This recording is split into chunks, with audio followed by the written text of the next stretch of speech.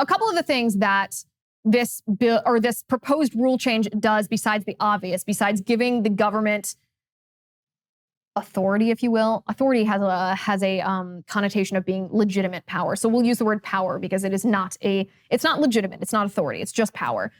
Besides giving the government power to redefine terms, which makes them the arbiter of truth, which makes them authoritarian, besides endangering women physically by forcing schools to allow biological men in women's locker rooms and in women's bathrooms, which this bill would do, this also endangers women in girls' sports.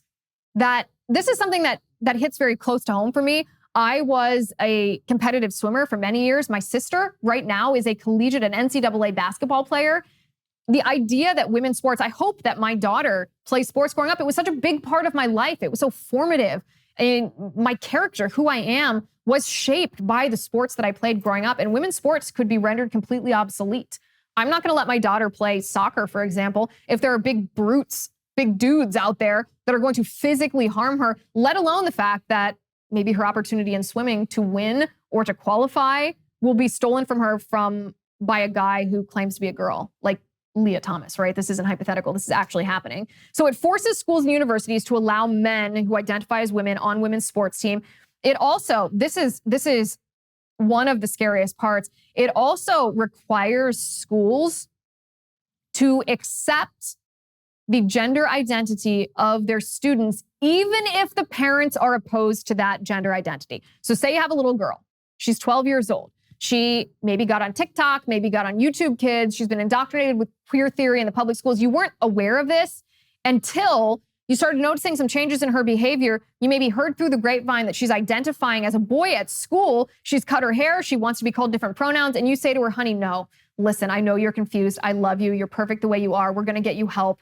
And she maybe agrees at home, but then you find out at school that she's been in therapy for a couple months, that her teachers are referring to her as he and him, and a boy's name that she's chosen. And you tell the school, do not do this.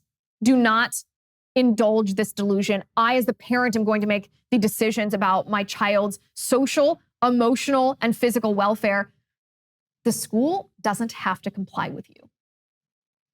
The school can reject your request and your demand. The school can call your child by a male name and use male pronouns and facilitate a social transition for your child, even if you oppose it. This rule change in the Department of Education in the Biden administration forces schools to do that.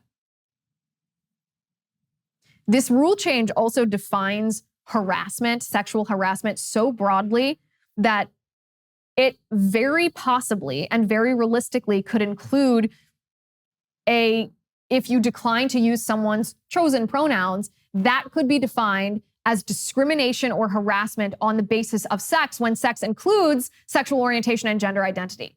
So all of a sudden, if you refuse to use someone's preferred pronouns, you could be committing a Title IX violation. This is really scary stuff. This is what the Biden administration, we talked about the same thing with the gay marriage bill last week, right? This is what the Biden administration does. They take an issue, last week it was gay marriage, and in that gay marriage bill, they hid religious persecution. This week, they're doing the same thing. They're taking the idea of protecting women from discrimination in educational institutions, and they're hiding all of this poison, all of this discrimination under the guise of something that we all otherwise would support.